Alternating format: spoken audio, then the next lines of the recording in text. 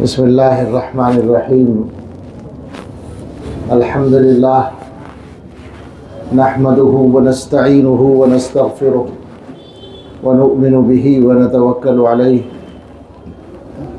ونعوذ باللہ من شرور انفسنا ومن سیئات اعمالنا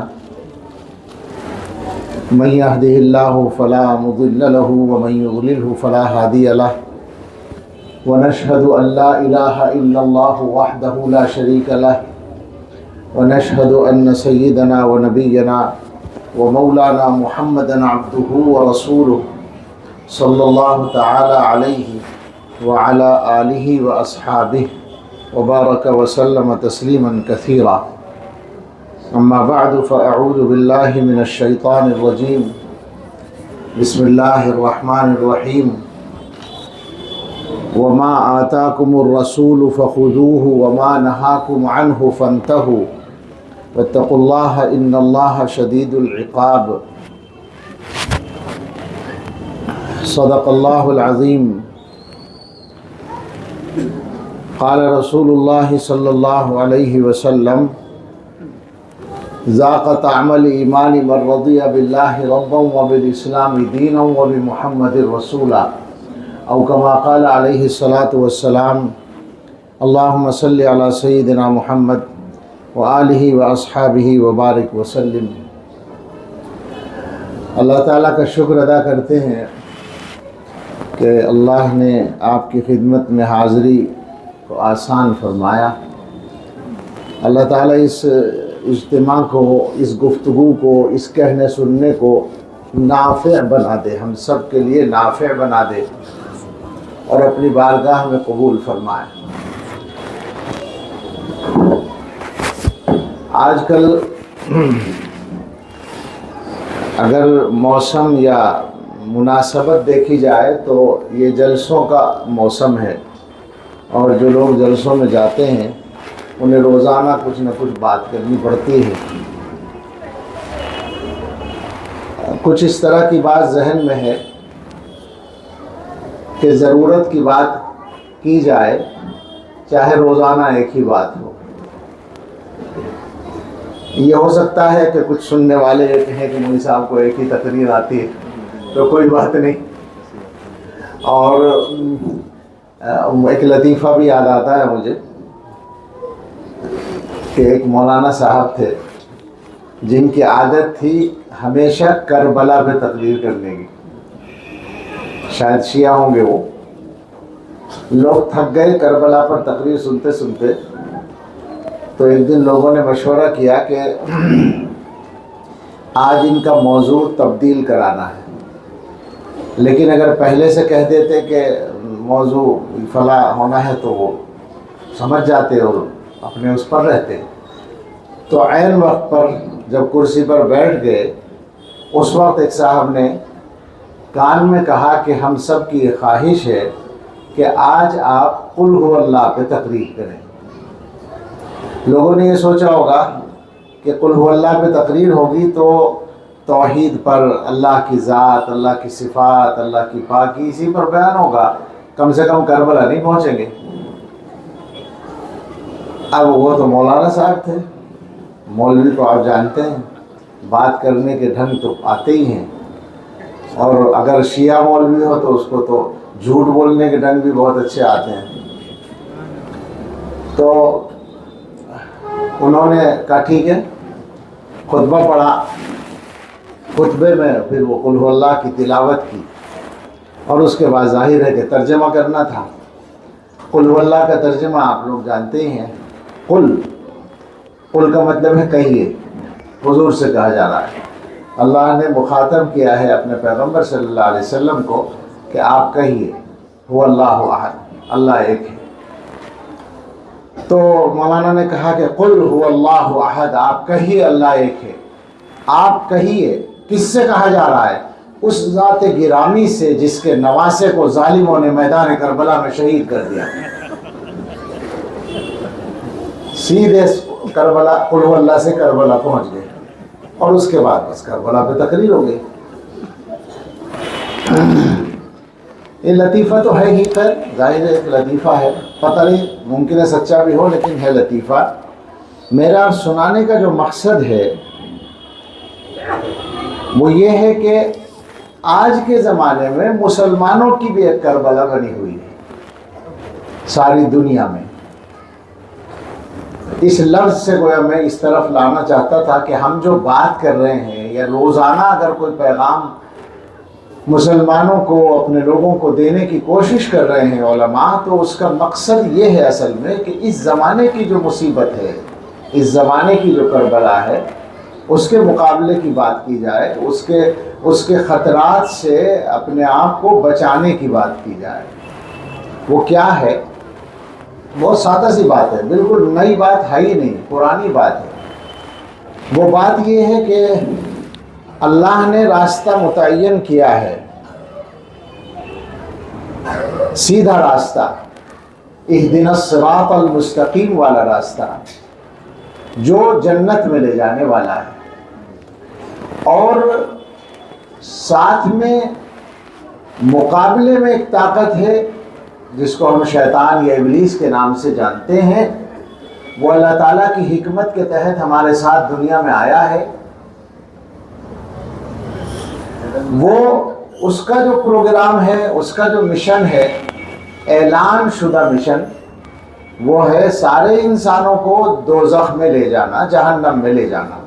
یہ دو پلان ایک دوسرے سے ٹکراتے ہیں،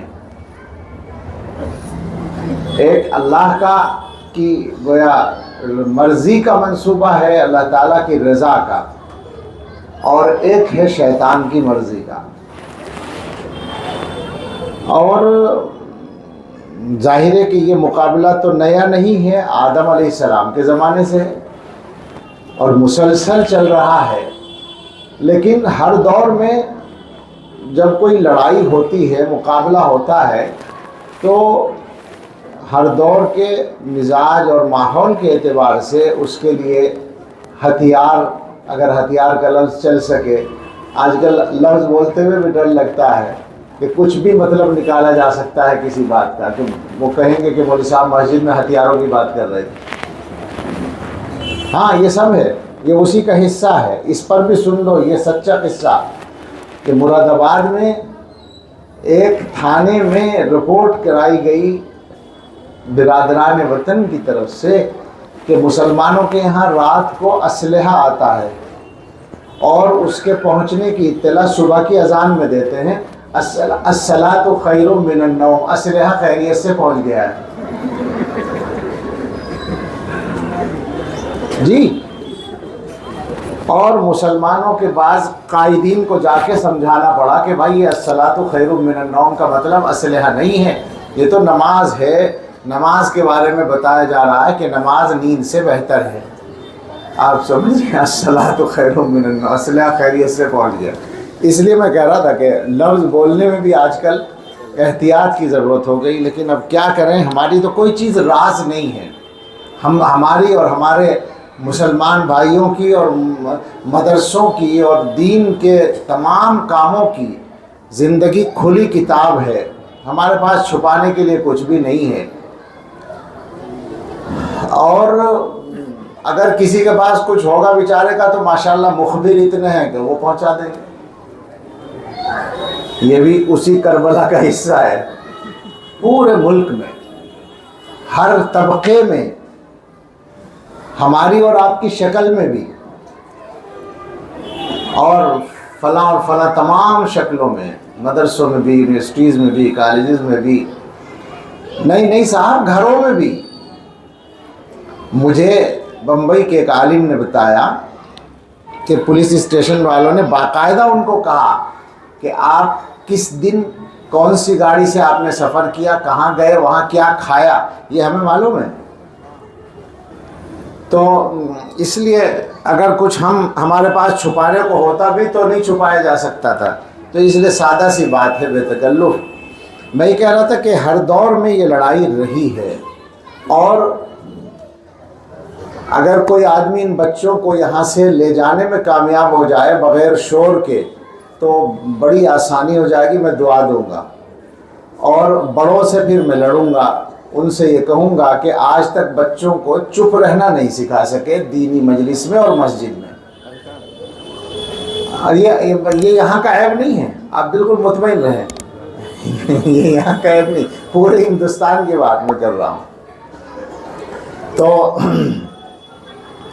ہر دور میں اس لڑائی میں جو ذرائع ہیں، یعنی ہتھیار کا لفظ آپ اگر چھوڑ دیں تو جو ٹولز ہیں، جو وسائل ہیں جو استعمال کیے جاتے ہیں کسی لڑائی کے لیے، وہ ہر دور کے حساب سے ہوتے ہیں، آج کے زمانے میں آج کے حساب سے ہیں. تو اب تبدیلی یہ آئی ہے کہ وہ وسائل یا وہ ذرائع جو ہیں رفتار کے اعتبار سے تیز ہو گئے ہیں، بہت زیادہ تیز ہو گئے ہیں. حضرت مولانا علی میاں ندوی مفکر اسلام نور اللہ مرقدہ فرمایا کرتے تھے کہ پہلے بیل گاڑی کا اور چھکڑے کا دور تھا تو فتنے اسی کی رفتار سے آتے تھے. اب ہوائی جہاز کا دور ہے تو فتنے اسی رفتار سے آتے ہیں. یہ مولانا نے ہوائی جہاز کے دور میں کہا تھا. آج کے دور میں ہم یہ کہہ سکتے ہیں کہ ہوائی جہاز تو بہت پیچھے چھوٹ گیا. اس نیٹ کے دور میں آپ جانتے ہیں کہ ایک جگہ سے دوسری جگہ، دنیا کے ایک کونے سے دوسرے کونے پہنچنے میں ٹائم نہیں لگتا، ایک ساتھ ہوتا ہے کام. ٹائم تو اس کو کہیں گے کہ جب 1-2 سیکنڈ کا فرق ہو، ایسا بھی نہیں ہے نا. اب تو جو یہاں ہو رہا ہے عین اسی وقت میں دوسری جگہ وہ معلوم ہے اور دیکھا جا رہا ہے. تو یہ رفتار ہو گئی ہے. ظاہر ہے کہ اس رفتار کے بعد ہر چیز کی رفتار تیز ہو گئی ہے. فتنوں کی رفتار، شر کی رفتار، برائی کی رفتار بھی اسی طرح تیز ہو گئی ہے. اور ایک بات میں آج کل بار بار کہتا ہوں، قرآن کریم کی آیت سناتا ہوں. اللہ تعالیٰ نے یہ بتایا ہے قرآن میں کہ شیطان جس طرح شیطان کی برادری کے ہوتے ہیں، انسانی برادری کے بھی ہوتے ہیں. وَكَذَلِكَ جَعَلْنَا لِكُلِّ نَبِيٍّ عَدُوًّا شَيَاطِينَ الْإِنسِ وَالْجِنِّ. یہ قرآن کی آیت ہے کہ ہم نے اسی طرح ہر نبی کے کچھ دشمن بنائے جو شیاطین ہیں، انسانوں میں سے اور جنات میں سے، یعنی اس کی برادری کے بھی ہیں اور ہماری برادری کے بھی ہیں. اب اس کو بیان کرتے کرتے اگلا جملہ میرا ہے جو میں کہا کرتا ہوں کہ میرا ایک احساس ہے کہ اس زمانے میں انسانی شیطان جو ہیں وہ اتنے ایکٹیو ہیں، اتنے مستعد ہیں، اتنے چوکس ہیں، اتنے اپنے کام میں گویا ذمہ داری کا لفظ اگر اس جگہ استعمال کرنا غلط نہ ہو، ذمہ داری تو تعریف کا لفظ ہے لیکن بہرحال آپ سمجھ رہے ہیں جو میں کہہ رہا ہوں. وہ اتنے مستعد ہیں کہ شاید انسانی شیاطین پر بھروسہ کر کے جناتی شیاطین تو آرام کر رہے ہوں گے اس زمانے میں. انسانوں کی شکل میں جو شیطان کی نمائندگی کرنے والے لوگ ہیں، میں یہ بات کہتا ہوں تو یہ بھی سوچتا ہوں کہ یہ لوگ اتنے گویا طاقتور ہیں اور اتنے چالاک ہیں اور اتنی شیطنت ان میں پائی جاتی ہے کہ اس لفظ پر بھی وہ پیچھا کر سکتے ہیں کہ تم ہمیں شیطان کیوں کہتے ہو. لیکن ایک بات کر لیں گے ہم ان سے کہ ہم آپ پر کوئی الزام نہیں لگاتے، آپ جو کرتے ہیں بس وہی بتاتے ہیں ہم، اور آپ جو کرتے ہیں آپ اس کو کرتے ہیں اچھا کہہ کر، تو ہمارا الزام تو کچھ بھی نہ ہوا. آپ جو کرتے ہیں وہ ہم بتا رہے ہیں. اب یہ الگ بات ہے اس کو آپ اچھا کہتے ہیں، ہم برا سمجھتے ہیں. آپ اس کو ہماری خیر خواہی کہہ کر کرتے ہیں اور ہم اس کو دشمنی سمجھتے ہیں. یعنی میں اس بات کو واضح کروں کہ میں کیا کہنا چاہتا ہوں کہ دنیا کی طاقتیں بہت سادہ لفظوں میں یہ کہ ہمیں ایمان سے ہٹانا چاہتی ہیں، تو وہ یہ گویا اس کا عنوان ان کے نزدیک یہ ہے کہ آپ کو تو ہم ترقی پہ لانا چاہتے ہیں، اب آپ کو دنیا کے دھارے میں شامل کرنا چاہتے ہیں، اور اگر ہندوستان کی سطح پر بات کریں تو قومی دھارے میں شامل کرنا چاہتے ہیں. یعنی عجیب دھارا ہے وہ بیچارہ کہ جب تک ایمان کی کے اوپر اس کی دھار نہ چلے تو وہ دھارے میں شامل ہی نہیں ہوتا.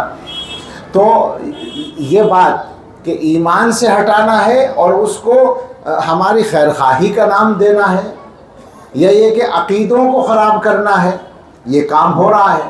تفصیلات میں جانے کی ضرورت نہیں، یہ سب کا تجربہ ہے.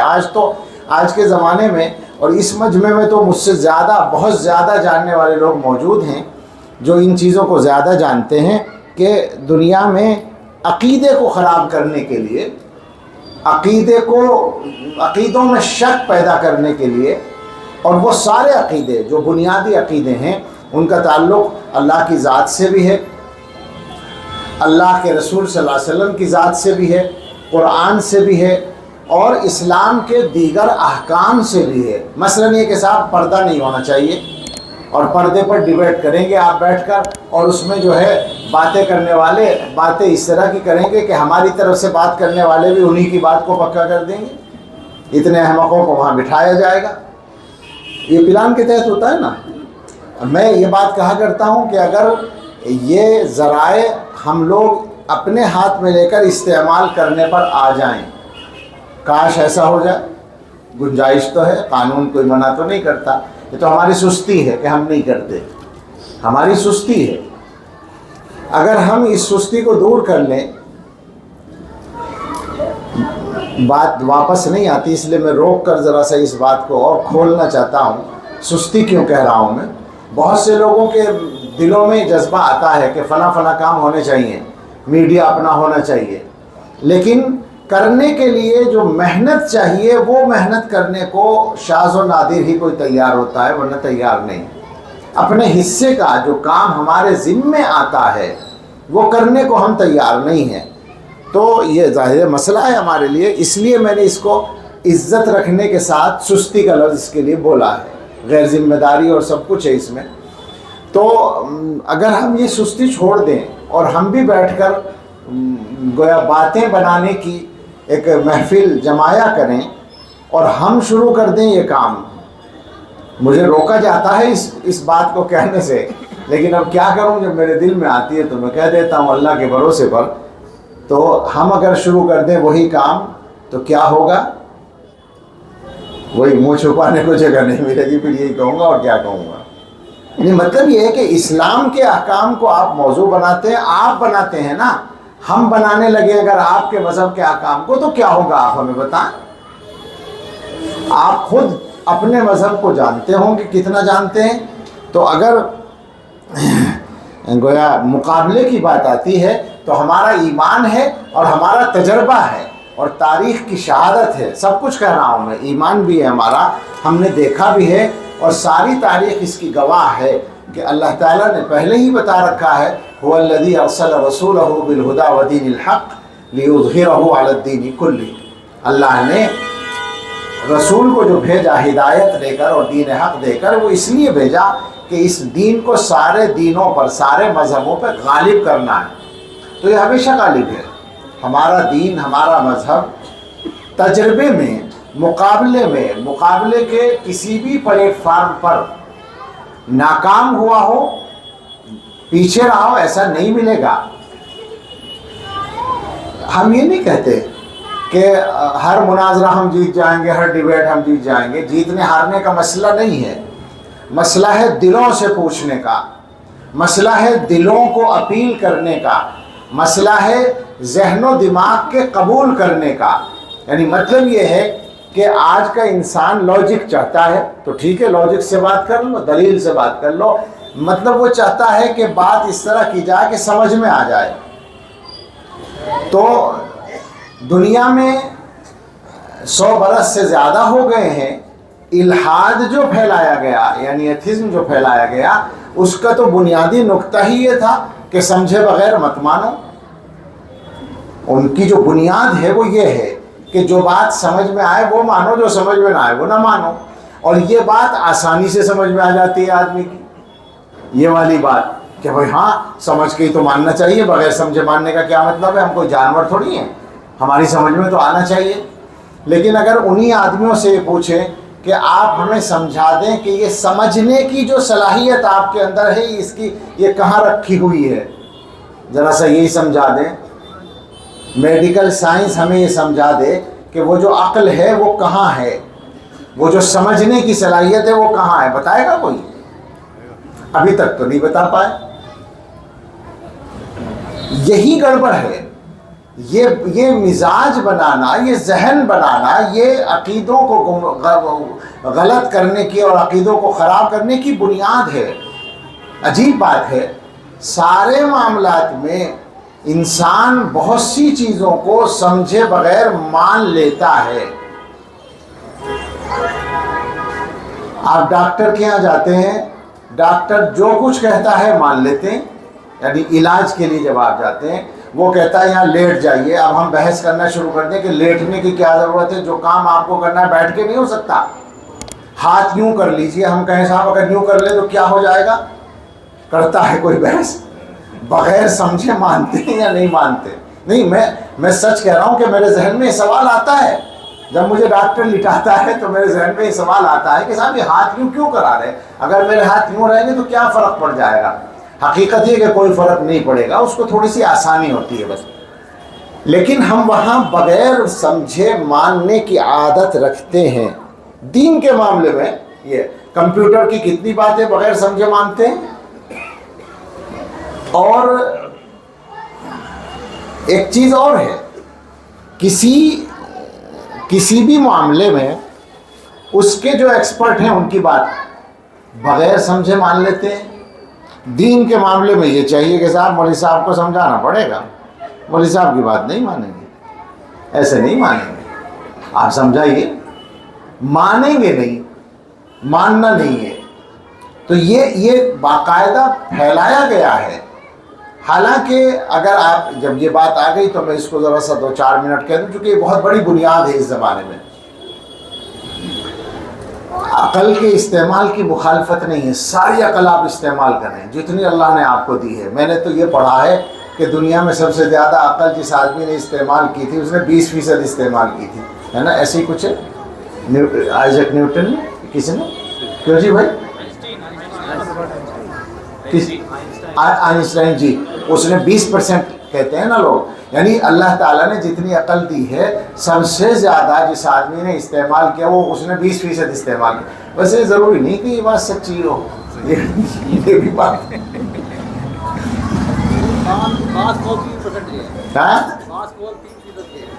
3% کے بھی ہیں. ہاں, لیکن یہ بھی ایک اندازے ہی ہیں سب. یہ اندازے ہی تو ہوتے ہیں. سروے جو ہوتے ہیں نا اس کا تو معلوم ہے نا آپ کو حال, سروے جو کیے جاتے ہیں ان کی حقیقت کیا ہوتی ہے. تو خیر اندازہ ہی ہے. میں نے مان لیا 20% نہیں 50% بھی, پھر بھی بہت ساری بچی پڑی ہے عقل.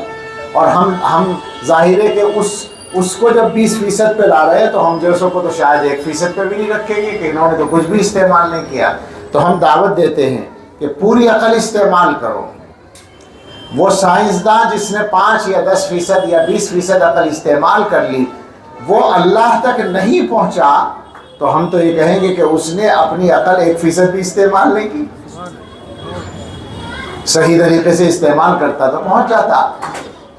کیا بات ہے آخر یہ, یعنی اس جگہ یہیں سے آپ غلطی پکڑ سکتے ہیں. ایک عام آدمی کو یہ بات اپیل کرتی ہے کہ دنیا کا یہ نظام ایسا مضبوط نظام ہے جس میں کوئی ایکسیڈنٹ نہیں ہے, اتنا بڑا نظام ہے اور کوئی ٹکراؤ نہیں ہے.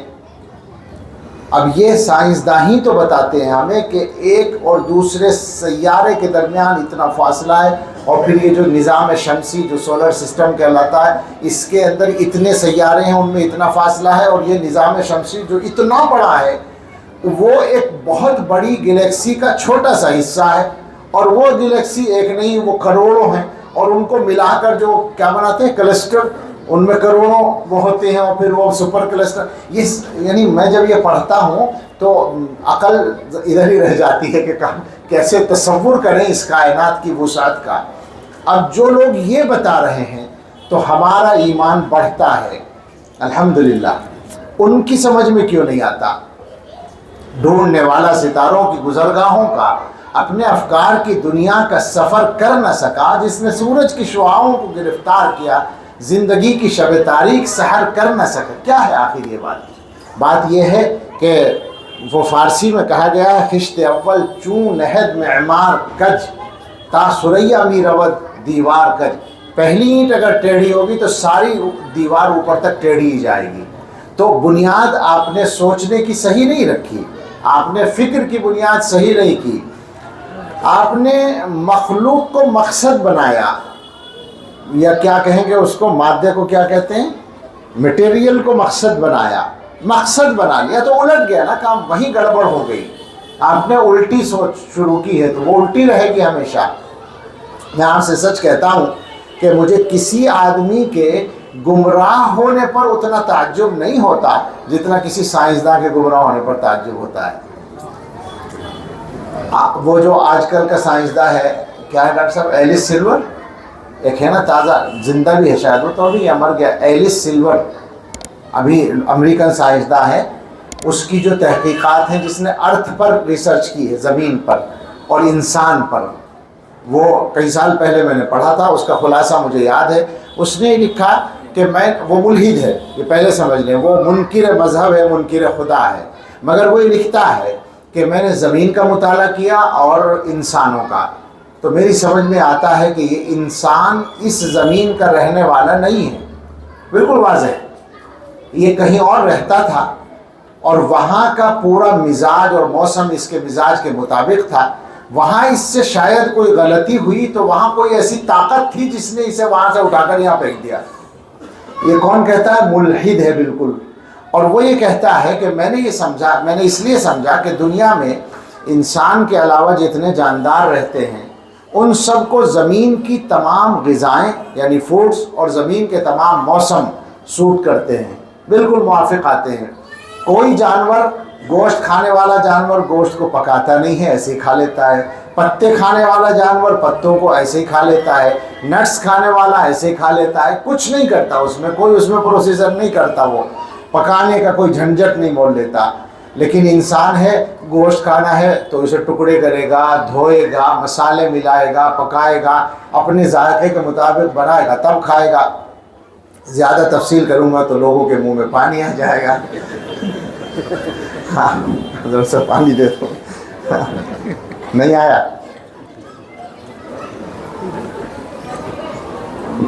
مسلمانوں کے یہاں تو خاص طور سے مغلوں کے دور سے، اور وہ بھی دلی میں کھانے جو ہیں وہ تو لگتا تھا کہ زندگی کا ہی مقصد ہے۔ ابھی ہم دیکھتے آ رہے تھے، نہاری ہوٹل یہیں قریب میں نظر آ رہا تھا۔ اس زمانے کی مصیبتوں میں سے یہ بھی مصیبت ہے کہ مسلمانوں کے کسی علاقے میں رات کے 1 بجے اور 2 بجے بھی جائیں تو چکن فرائی ہو رہا ہے اور لوگوں کی گپیں چل رہی ہیں اور فجر کے وقت سناٹا ملتا ہے۔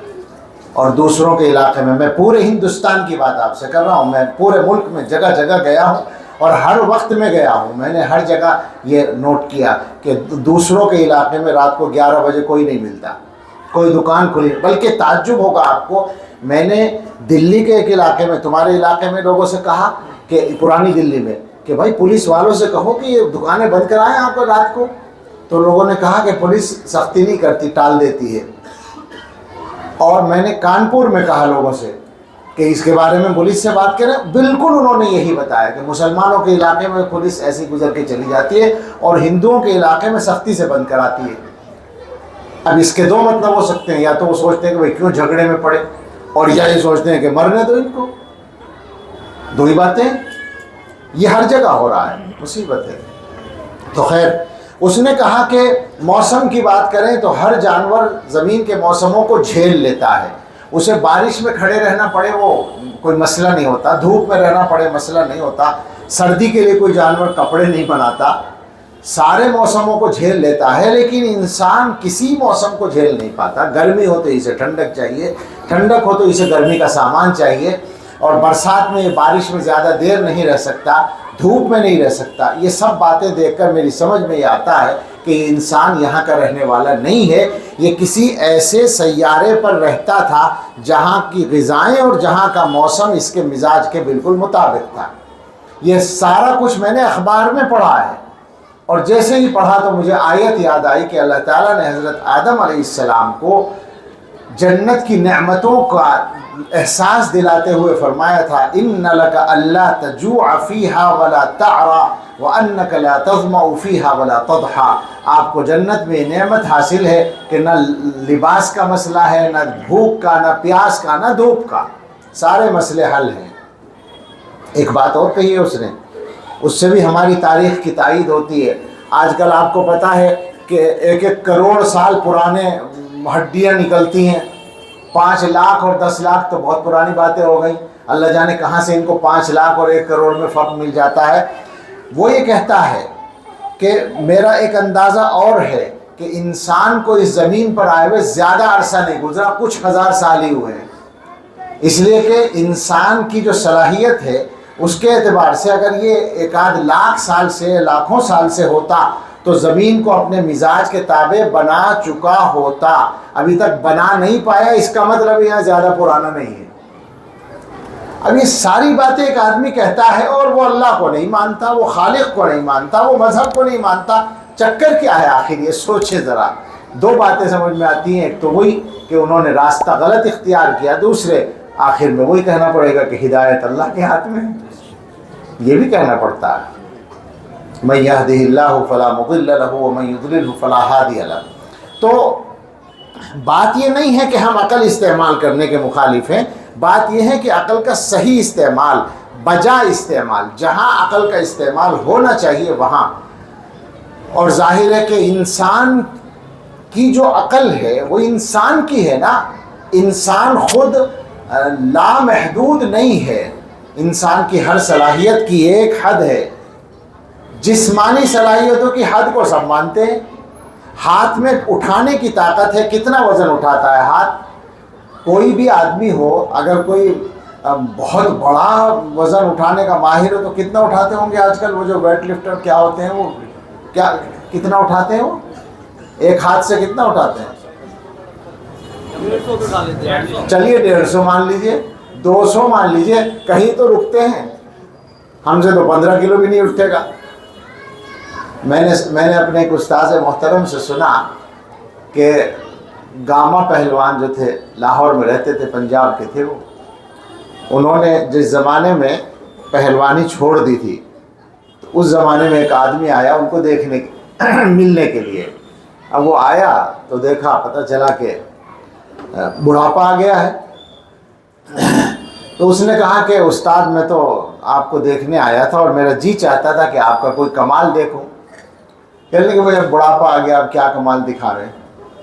چلو پھر بھی تم کہتے ہو تو بادام کی گری اٹھائی اور 2 انگلیوں میں دبائی اور اس میں سے تیل نکل گیا. یہ بڑھاپے میں طاقت تھی. تو لیکن طاقت کی بہرحال ایک حد تھی نا. تو اس کی ایک حد ہے، آنکھوں کی بینائی کی ایک حد ہے، آپ کہاں تک پہچانتے ہیں. کانوں کی ایک حد ہے، ایک فاصلے سے آگے نہیں سنائی دیتا. جسم کی ہر طاقت کی ایک حد ہے، تو عقل کی حد کیوں نہیں ہوگی؟ یہ سمجھنے کی بات ہے. اقبال نے کہا تھا اچھا ہے دل کے ساتھ رہے پاسبان عقل، لیکن کہیں کہیں اسے تنہا بھی چھوڑ دے. اور جگر نے کہا معرفت جمال میں کام نہ آئے بالوں پر، عقل کہیں پہ گر پڑی چھوٹ گئی کہیں نظر. تو یہ ماننا پڑے گا کہ کچھ چیزوں کو عقل کے دائرے سے اللہ نے آگے رکھا ہے، ان کے بارے میں عقل کو ہتھیار ڈالنے ہی پڑیں گے. یہ بات اگر سمجھ میں آ جائے تو پھر سب کچھ سمجھ میں آنا آسان ہے. تو سمجھے بغیر کوئی بات نہیں. لیکن دنیا میں شیطانی طاقتیں اس پر کام کر رہی ہیں اور مسلسل کام کر رہی ہیں. میرا مضمون تو اصل یہی ہے کہ مقابلہ جو چل رہا ہے اس میں ہم اپنی جگہ پہ سست بھی ہیں اور شکار ہو رہے ہیں.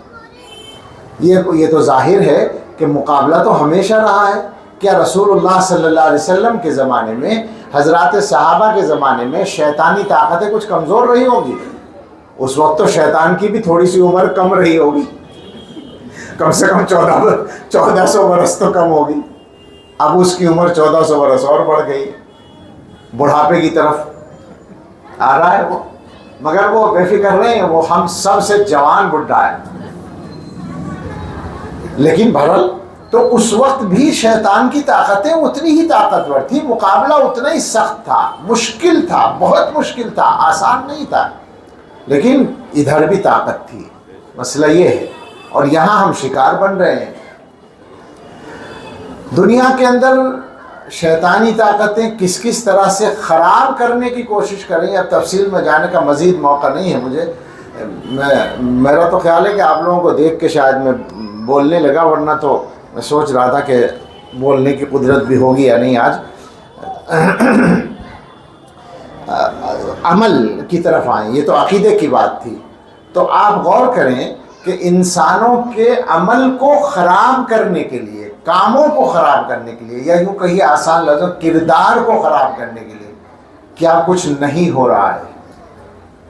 میرا سوال ہے، انٹرنیٹ پر برائی پھیلانے والی جو سائٹس ہیں، آسان بالکل زبان میں کہو فحش فلمیں ڈالنے والی ہے، کیا کہتے ہیں ان کو عام زبان میں بلو فلمیں ڈالنے والی. اور وہ بلو تو ایک زمانے میں تھی، میرا خیال ہے وہ تکلف کا زمانہ تھا، اب وہ نہیں رہا. کیوں؟ جانتے ہی ہوں گے کچھ لوگ، مگر بتائیں گے کیسے. وہ ایک دفعہ میں سبق پڑھا رہا تھا القراءۃ الواضحہ کا، اس میں ایک مضمون سنیما کے بارے میں، تو عربی کی ایک کتاب وہ جو مشق کرنے کے لیے، تو اس میں گویا یہ تھا کہ ایک لڑکا تو گیا تھا کسی اجتماع اس میں جلسے میں، اور ایک لڑکا گیا تھا سنیما میں. تو یہ طے ہوا کہ تم اس کا حال بتاؤ، تو اس کا حال. اب وہ سنیما والا جو بتا رہا ہے اس میں وہ یہ کہہ رہا ہے کہ اجلسنی انا والآخرین عامل المقاعد حسب ارقام تذاکرنا، مجھے اور میرے دوسرے ساتھیوں کو سیٹنگ کرنے والے نے ہمارے ٹکٹوں کے نمبر کے مطابق بٹھا دیا. تو میری زبان سے یہ نکلا، چونکہ میں سنیما ہال میں کبھی گیا نہیں، تو میری زبان سے یہ نکلا کہ کیا ٹکٹ کے نمبر کے حساب سے بٹھایا جاتا ہے؟ تو ایک لڑکے کی زبان سے فوراً نکلا کہ اب نہیں بٹھایا جاتا، اب ایسا نہیں ہوتا. اور کہتے ہی وہ جھپ گیا، اس کو وہ بے اختیار نکل گیا، اس کے وہاں بہت شرمندہ پھر ہوا وہ. لا حول ولا قوة. تو اسی لیے میں کہہ رہا تھا یہ جو فلمیں ہیں آپ غور کریں، معلومات کریں تو لاکھوں سائٹس ہیں اس وقت نیٹ پر جو گندی چیزیں ڈالتی ہیں. ایک سائٹ چلانے کے لیے کیا اکیلا ایک آدمی کافی ہوتا ہے؟ ایک ویڈیو کے لیے نہیں ہوتا اکیلا کافی، وہ بدماشی کرنے کے لیے بھی 2 کی ضرورت ہوتی ہے، اور پھر اس کے بعد اس کی ویڈیو گرافی، اور اس کے بعد اس کی ایڈیٹنگ اور اپلوڈنگ، سب کے بہت سارے کام ہیں. تو اس کا مطلب یہ نکلتا ہے کہ دنیا کے 10 لاکھ آدمی، بہت احتیاط سے بول رہے ہیں، ہمیں پتہ ہوتا نہیں ہے زیادہ ورنہ کروڑوں نہ نکلیں، 10 لاکھ آدمی دنیا میں گندگی پھیلانے کے لیے باقاعدہ کام کر رہے ہیں. باقاعدہ کا مطلب ہے کہ ان کی روزی روٹی اسی سے جڑی ہوئی ہے. آپ سوچیں، یعنی ان کا ذریعہ معاش یہ ہے. تو اب کیوں نہ کہیں ہم یہ کہ شیطانی طاقتیں کام کریں، اور پھر کیوں نہ کہیں یہ بات کہ یہ دنیا میں حکومت کرنے والی جو طاقتیں ہیں یہ اس کا کام صحیح کر رہی ہیں، اس کا کام آسان کر رہی ہیں. کیا دنیا میں کوئی سائٹ کسی حکومت کی مرضی کے بغیر چل سکتی ہے؟ کوئی حکومت اپنے خلاف ایک ذرا سی بات کو کتنی دور سے نگرانی کر کے اسے ختم کر دیتی ہے؟ تو کیا حکومتوں کو پتہ نہیں یہ سب ہو رہا ہے؟ اجازت دے رکھی ہے نا، گنجائش دے رکھی ہے نا چلانے کی. تو پھر کیا کہیں ہم آخر اس بات کو؟ اب یہ ساری شکایتیں دوسروں کی ہیں، اپنی بھی تو بات کرنی پڑے گی. ہم کیوں شکار ہو رہے ہیں؟ ہمیں اپنا مقصد کیوں یاد نہیں رہتا؟ ہمیں کیوں یاد نہیں رہتا کہ ہمارا اصل مقصد جنت میں جانا ہے، ہماری اصل منزل جنت میں جانا ہے؟ اگر یہ یاد رہے گا تو معاملہ تو ٹھیک ہو جائے گا نا. دنیا کا مقابلہ کرنے کا اس کے علاوہ راستہ ہی نہیں ہے ہمارے پاس. اس لیے بہت زیادہ شدت کے ساتھ وہ سبق یاد کرنے کی ضرورت ہے جو قرآن کریم میں ڈیوٹی کے طور پر لگایا گیا ہے، ڈیوٹی کے طور پر پڑھایا گیا. یا ایھا الذین آمنوا قوا انفسکم واہلیکم نارا وقودھا الناس والحجارہ. اب یہ جو سبق ہے اپنے آپ کو اور گھر والوں کو دوزخ کی آگ سے بچانا ہے، یہ سبق کتنے لوگوں کو یاد ہے یہ حساب کر لیں. کس کو یاد مانا جائے گا؟ جو آدمی روزانہ اس مقصد کے لیے ٹائم لگاتا ہوگا. میں ٹیسٹ بتا رہا ہوں، ٹیسٹ کر لیں آپ اپنے آپ کو اور اپنے گھر والوں کو دوزخ سے بچانے کے لیے. روزانہ جو آدمی ٹائم لگاتا ہے اور پیسہ خرچ کرتا ہے اس کو کہا جائے گا کہ یہ آدمی اس ڈیوٹی کو یاد رکھے ہوئے ہے. کتنے ہیں مسلمانوں میں ایسے لوگ؟ کم سے کم 95% تو نہیں ہے، پکی بات ہے. یہ بات میں اس لیے کہتا ہوں کہ اگر جائزہ لیا جاتا ہے تو 90% سے زیادہ مسلمان بے نمازی ہیں، 90% سے زیادہ مسلمان قرآن پڑھے ہوئے نہیں ہیں. جو نمازی بھی نہیں ہیں، جو قرآن بھی پڑھے ہوئے نہیں ہیں، کیا وہ یہ کام کریں گے روزانہ بیٹھ کر اپنے بچوں اور گھر والوں کو دوزخ سے بچانے کے لیے کوئی محنت کریں گے؟ امید ہے آپ کو؟ جو بنیادی کام نہیں کر رہے وہ یہ کام، جو اسی کی جو بنیاد ہے وہ نہیں کر رہے تو کیسے کریں گے وہ؟ اس کا مطلب یہ ہے کہ غفلت عام ہے، اس غفلت کو دور کرنے کی ضرورت ہے، اپنے معاملات کو ٹھیک کرنے کی ضرورت ہے۔ رو دھو کر پھر وہیں آئیں گے کربلا کی طرف، دین کی تعلیم کی طرف۔ ہماری کربلا تو یہی ہے نا، ہمارے مسئلے تو یہیں سے حل ہوں گے۔ مسلمانوں کو ظاہر ہے اپنے کاموں کے لیے سب کچھ کرنے کی ضرورت ہے، لیکن ایک بات یاد رکھیں، آپ کچھ بھی بن جائیں، اگر دین آپ کے پاس نہیں ہے تو آپ کامیاب نہیں ہیں۔ اس لیے کہ پھر تو بہت آسان تھا، کچھ بھی کر لیتے آپ، مسلمان ہی بنے رہنے کی کیا ضرورت تھی؟ مسلمان رہ کر کام کریں آپ، تب سمجھا جائے گا کہ آپ کامیاب ہیں۔ ایمان کی قیمت ہر آدمی کے دل میں پہنچنے کی ضرورت ہے۔ اس زمانے میں شرک پھیلانے کے لیے حکومتیں کام کر رہی ہیں۔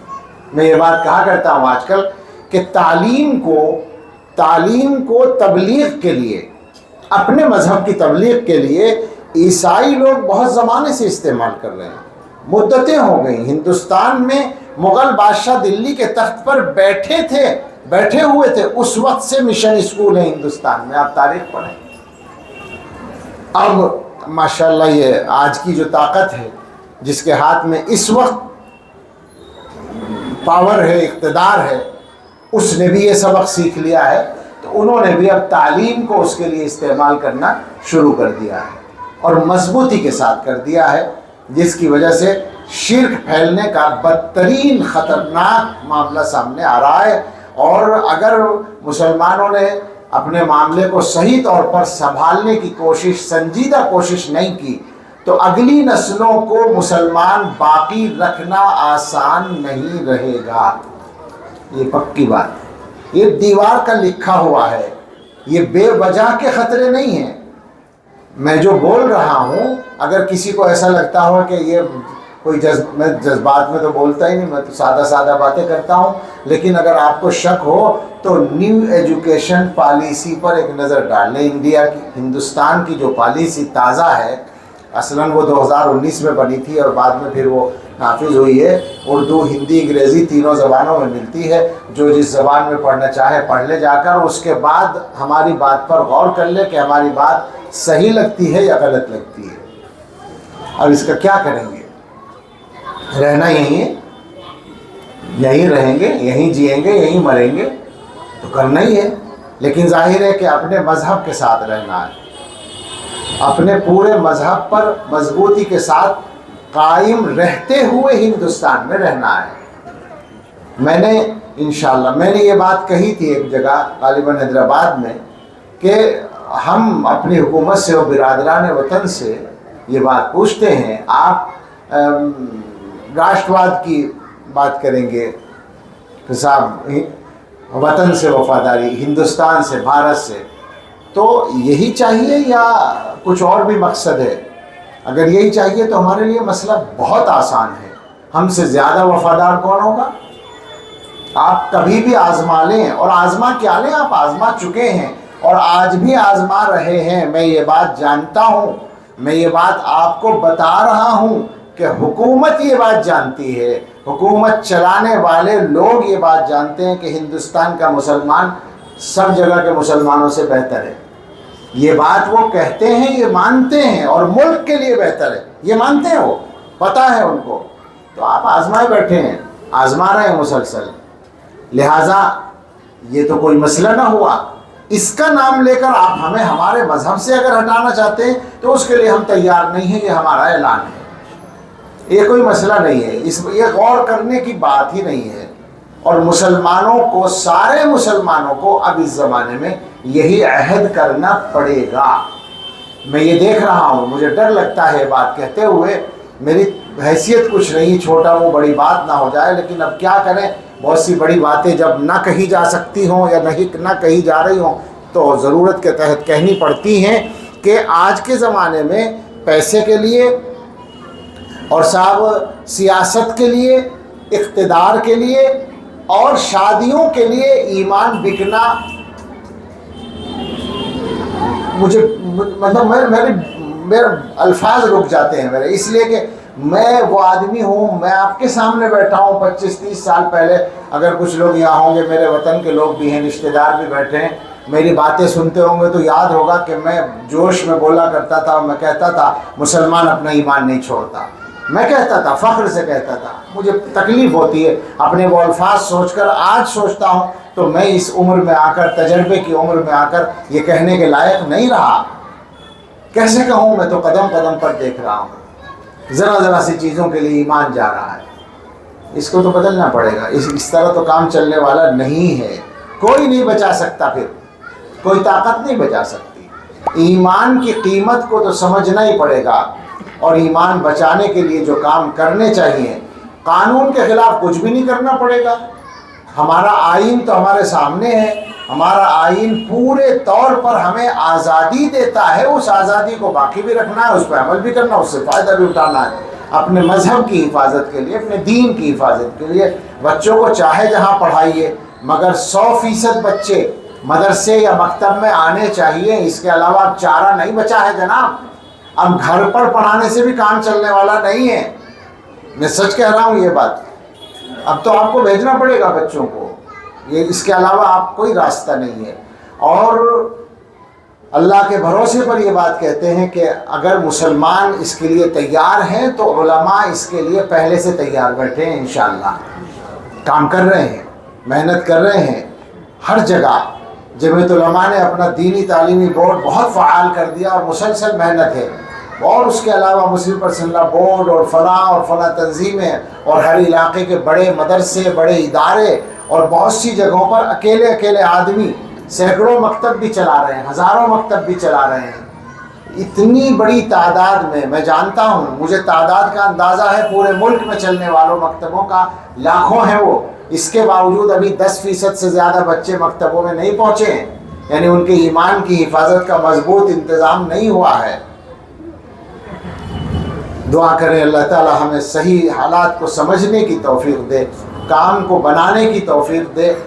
یہاں جو حاضری ہوئی ہے حضرت مولانا شمیم صاحب دامت برکاتہم کی سرپرستی میں، اور یہ کام یہاں چل رہا ہے، یہ بھی ظاہر ہے اس ایک بڑے نظام کا حصہ ہے. میں آج کل یہ بات کہا کرتا ہوں کہ میرے پاس وہ الفاظ نہیں ہیں، میں نہیں پاتا الفاظ. میں سچ مذاق میں نہیں کہہ، یعنی کوئی کہنا چاہیے باتیں بنانے والی بات نہیں ہے، بلکہ سچ میں یہ بات کہہ رہا ہوں کہ میرے پاس وہ الفاظ نہیں ہیں جن الفاظ سے میں مسلمانوں کے دلوں میں مدرسے کی صحیح جو پوزیشن ہے وہ اتار سکوں. کیوں؟